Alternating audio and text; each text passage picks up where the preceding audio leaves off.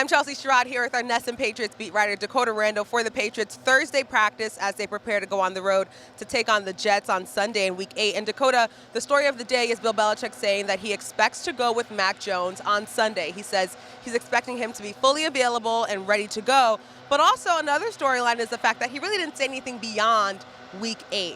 What do you have to say about that?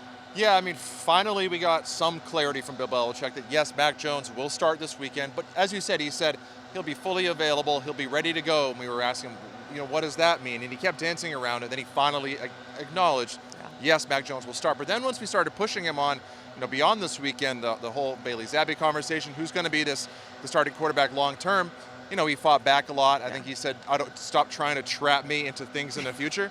And the reality is that is a noticeable difference from how he handled it when Cam Newton was here. When Cam Newton was the quarterback and Jarrett Stidham, another fourth-round pick, was behind him, Belichick every week said, Cam's our quarterback. When Tom Brady got hurt in 2008, he made no bones about Matt Castle being the quarterback going forward. Obviously, we can go back to the Tom Brady-Drew Bledsoe year, same kind of thing there. There was no ambiguity. This one is much different. And the reality is, with Mac Jones now off the injury report, there's no more Belichick using the injury as a way to sort of, slide in and out of some of these answers. So for me, today, yes, we got clarity on Sunday, but to me it was the most definitive moment yet where Belichick made us know that there really is potentially a quarterback competition with Bailey Zappi. Definitely. It seems like there's a lot of uncertainty left over, especially after what he talked about today. And it seems like Mac still has to fight for his job. So I think that we will get more clarity after we see how he performs on Sunday. Yeah, and I think one other thing, people are kind of suggesting that this is just Belichick being himself and trying to find ways to motivate Mac Jones to kind of keep him humble and everything.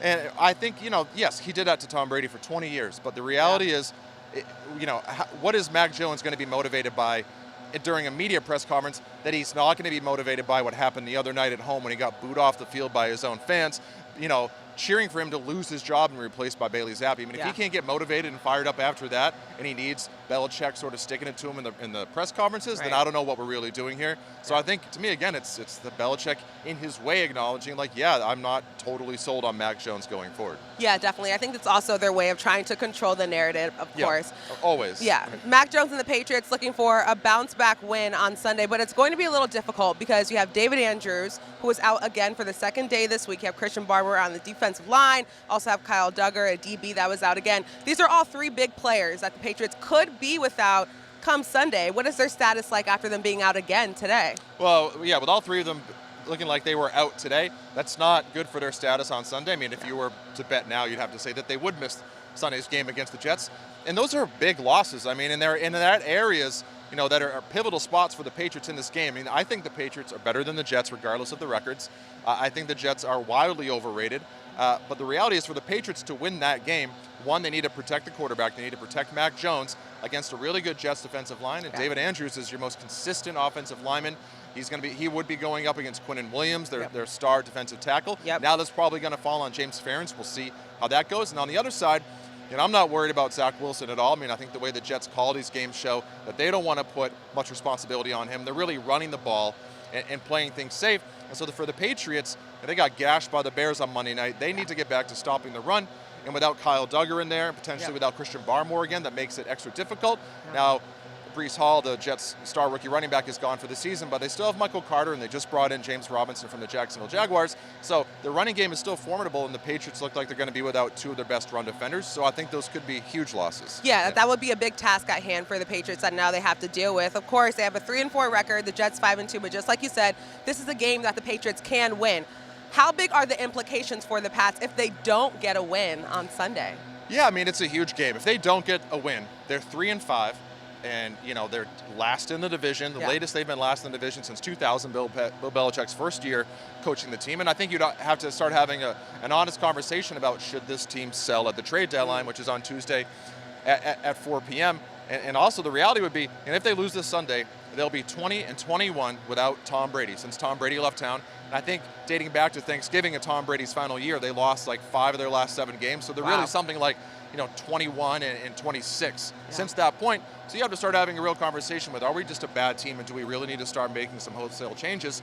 But on the other end, if they win the game, I still think everything's in front of the Patriots on this one. I mean, I know it's easy to get down on them. It was chaotic the other night. Things don't look good. Absolutely. But the reality is they were 3-4 this time last year. They were 3-4. They went on to make the playoffs. Yeah, it looked bad down the stretch, but they came back from it. And also, losing to the Bears, while ugly, they're an NFC team. So when it comes down to tiebreakers at the end of the year in the standings, that loss really won't mean much. Yeah. And also the path ahead for the Patriots, it's not easy, but I think some of those games look a little bit easier than they did before the season. So I do think there's a path for the Patriots to get back to the playoffs, but I think this weekend is a must-win game. Yeah, I think that's a great perspective that you just said there, and I think that obviously there is opportunity for the Pats to get a few more wins. They're 2 wins behind the Jets. They have the Jets, then the Colts, and the Jets again coming up. So I think, if they can get 3 wins out of these next 3 games, that would be huge for them in their record. Yeah, they have Jets, Colts, bye, then home against the Jets. Yep. I mean, it is very realistic that Patriots fans can wake up on, I think it would be Monday, November 21st, with their team 6-4 and totally in control of their own playoff destiny, because the other teams that had them in the standings, they'll face over the course of the rest of the season. Those are tough games, don't get me wrong. But again, you'd be 6-4. I mean, you'd have to like that spot.